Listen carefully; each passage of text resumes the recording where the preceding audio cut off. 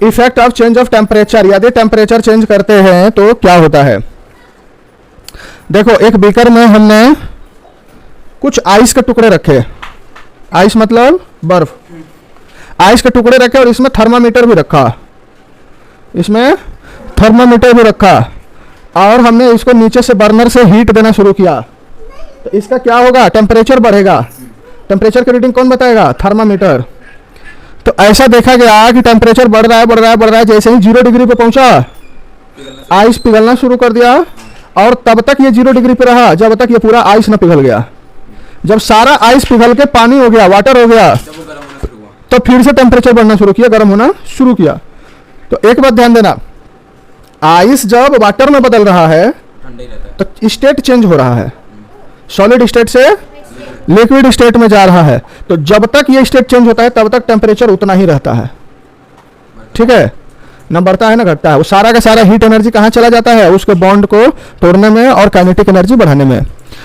तो अब ये फाइनली पानी हो गया, वाटर हो गया, अब फिर से हीट होना शुरू हो गया तो टेम्परेचर बढ़ता गया 70 degree 75 degree 80 degree 80 90 degree 95 degree. जैसे ही 100 डिग्री पे पहुंचा तो ये गैस बनने लगा और मतलब लिक्विड स्टेट से गैसियस स्टेट में चला गया। तो जब तक पूरा गैस बन नहीं जाता तब तक टेम्परेचर 100 डिग्री ही रहता है। क्लियर है। तो जिस टेम्परेचर पे ये आइस से पानी बना, वाटर बना, उसे मेल्टिंग पॉइंट कहते हैं। और जिस टेम्परेचर पे ये पानी से वाष्प बना, वेपर बना, उसे बॉइलिंग पॉइंट कहते हैं।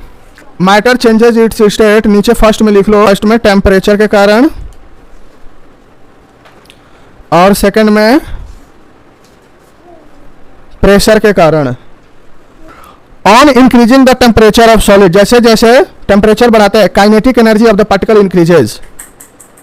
जो मैटर पार्टिकल से बना होता है वो मूव करता है ना काइनेटिक एनर्जी के साथ, तो उसकी काइनेटिक एनर्जी और बढ़ने लगती है और तेजी से वो मूव करने लगता है।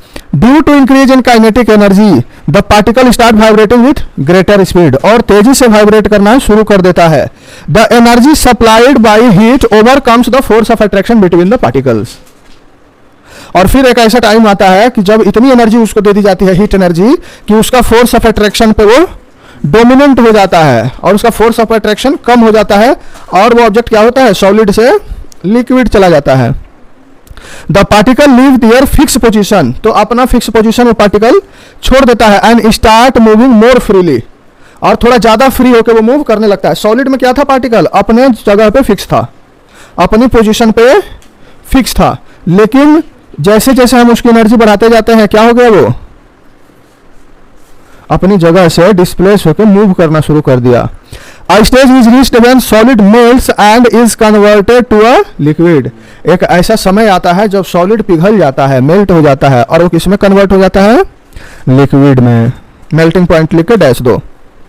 The minimum temperature at which a solid melts to become a liquid at atmospheric pressure is called melting point.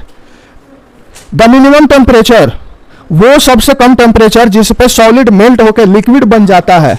और प्रेशर की वैल्यू कितना होना चाहिए, 1 atm, 1 एटमॉस्फेरिक प्रेशर। प्रेशर भी ध्यान में रखना है। तो प्रेशर यदि 1 atm है और पार्टिकल जो है वो सॉलिड से किसमें बदल रहा है, लिक्विड में, तो उस टेम्परेचर को क्या कहेंगे, melting point. Melting point of ice, melting point of ice कितना होगा, 0 डिग्री सेंटीग्रेड या 273.15 केल्विन। ठीक है। यदि मान लो कि तुम्हारे पास x डिग्री सेंटीग्रेड कोई रीडिंग है टेम्परेचर की, तो यदि x डिग्री सेल्सियस को तुम्हें बदलना है केल्विन में, तो उस रीडिंग में क्या ऐड कर दो, 273.15, और ये पूरा पूरा रीडिंग का यूनिट हो गया केल्विन। यदि केल्विन में ही दिया है तो क्या करोगे, उसमें से माइनस कर दोगे। मान लो कि तुम्हें x केल्विन दिया है और सेंटीग्रेड में चाहिए, तो x में से क्या माइनस कर दो, 273.15, ये डिग्री सेंटीग्रेड में हो जाएगा। फ्यूजन मतलब बॉन्ड ब्रेक होना, सॉलिड से लिक्विड होने के प्रोसेस को क्या कहते हैं, फ्यूजन। देखो ध्यान से सुनो, the process of melting that is change of solid state into liquid state is known as fusion. Solid state को लिक्विड स्टेट में चेंज होने के प्रोसेस को क्या कहते हैं, fusion. When a solid melts, जब सॉलिड मेल्ट्स होता है, जब तक मेल्ट्स होता है, इट्स टेम्परेचर रिमेन्स सेम, इसका टेम्परेचर वेरी नहीं करता है। जब तक सॉलिड मेल्ट्स होता है इसका टेम्परेचर चेंज नहीं करता है। तो फिर नीचे से तो हीट दे ही रहे हैं, आग जल ही रही है, तो वो हीट एनर्जी गई कहां? This heats gets use up in changing the state by overcoming the force of attraction between the particles. जो हीट है वो कहां यूज हो रहा है? State by overcoming force of attraction between the particles. As this heat energy is absorbed by the ice without showing any rise in temperature, it is considered that it gets heated into the content of the beaker and this is known as the latent heat. Sir, इस heat का नाम क्या है? Latent heat. क्यों?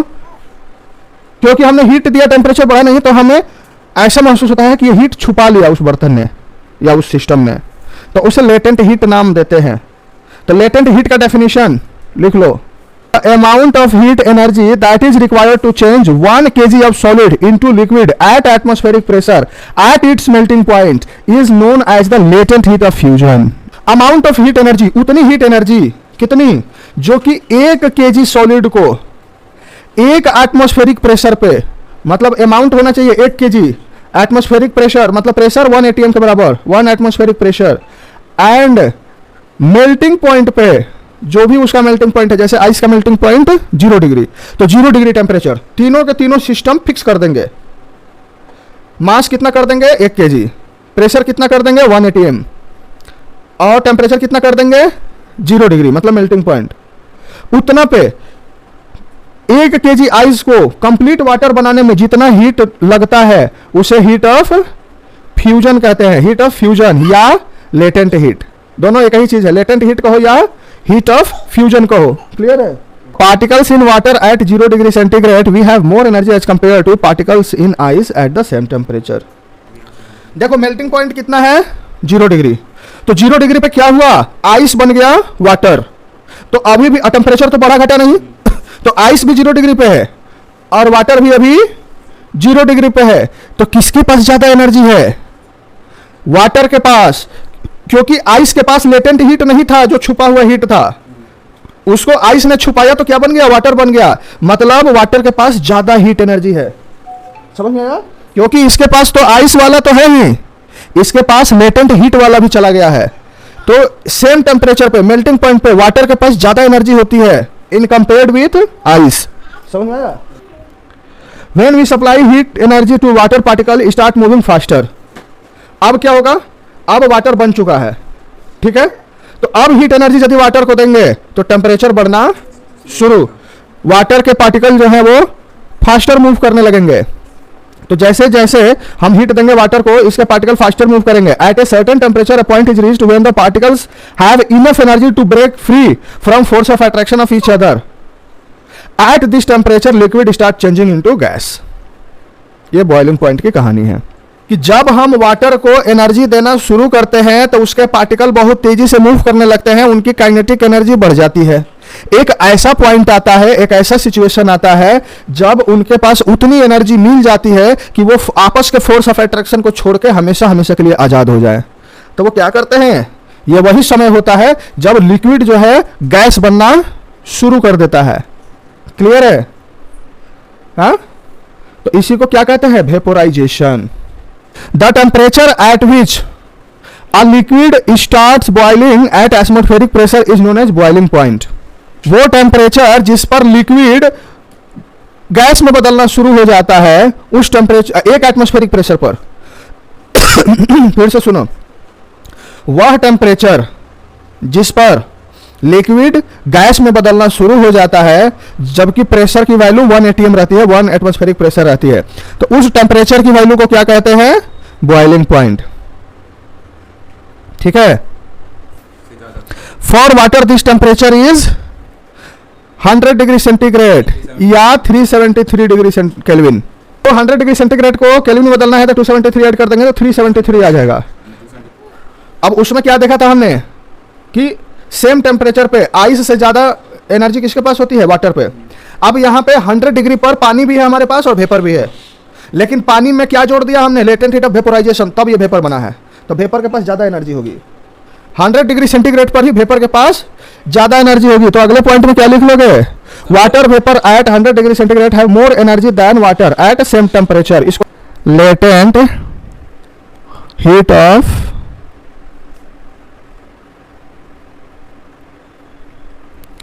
Vaporisation, amount of heat energy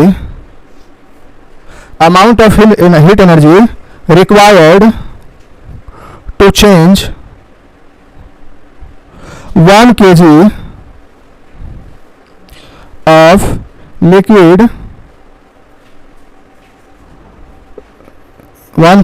liquid into vapor state या gaseous state, into gaseous state या vapour state. तो amount का 1 kg कंडीशन रख दिए, अभी किसका रखेंगे, टेम्परेचर का और प्रेशर का। Eight 1 atmospheric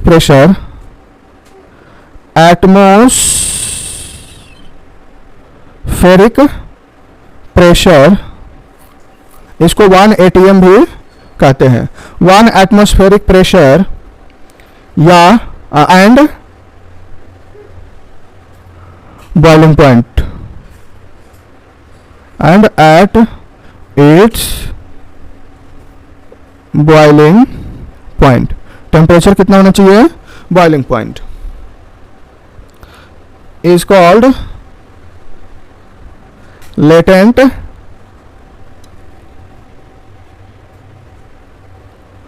latent heat of vaporisation. ठीक है, तीनों कंडीशन रखना है, अमाउंट 1 kg, प्रेशर 1 atm और temperature boiling point. Same temperature पे लिक्विड और गैस दोनों है, तो गैस के पास ज्यादा एनर्जी होगी, लिक्विड के पास कम एनर्जी होगी। अब इस ब्लॉक डायग्राम को देखो, सॉलिड स्टेट को हीट कर दिया, क्या बदल गया, ये लिक्विड स्टेट में। लिक्विड स्टेट को फिर से हीट कर दिया, क्या बन गया, गैसियस स्टेट। गैसियस स्टेट को कूल कर दिया, ठंडा कर दिया, क्या बन गया, लिक्विड स्टेट। अब लिक्विड स्टेट को अगेन कूल कर दिया, क्या बन गया, सॉलिड स्टेट। टेम्परेचर चेंज करने से मैटर का एक स्टेट में दूसरे स्टेट में चेंजिंग या कन्वर्जन हो जाता है।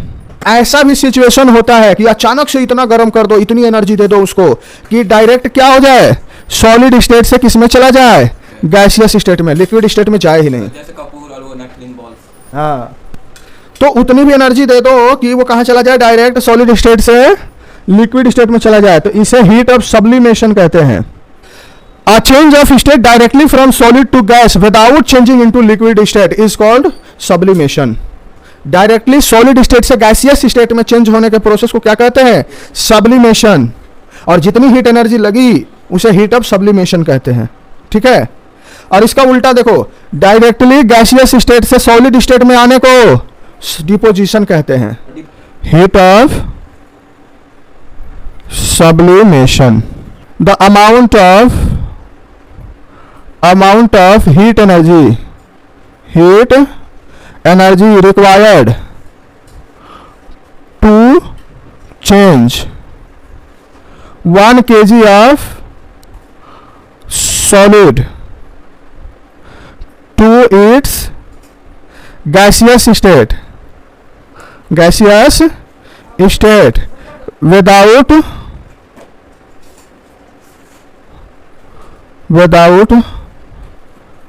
into liquid state, without into liquid state.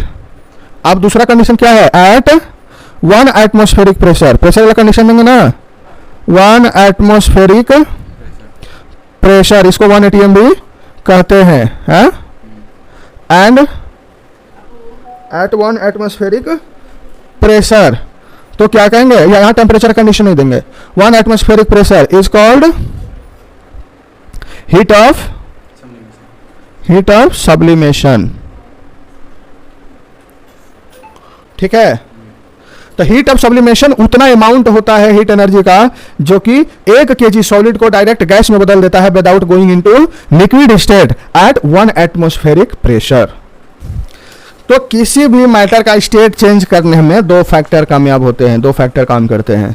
चाहे तो टेम्परेचर चेंज कर दो या प्रेशर चेंज कर दो। कई ऐसे मैटर हैं कि उनका प्रेशर चेंज करने से क्या हो जाता है, स्टेट चेंज हो जाता है। जैसे वो एलपीजी सिलेंडर की गैस को हाँ गैस को प्रेशर करके लिक्विड में कन्वर्ट किया जाता है। हाँ, समझ में आ रहा है। तो हम टेम्परेचर वाला जब वेरिएशन कर रहे थे तो ध्यान रखना, हर जगह प्रेशर को कांस्टेंट रख रहे थे, 1 atm 1 atm बोल रहे थे ना।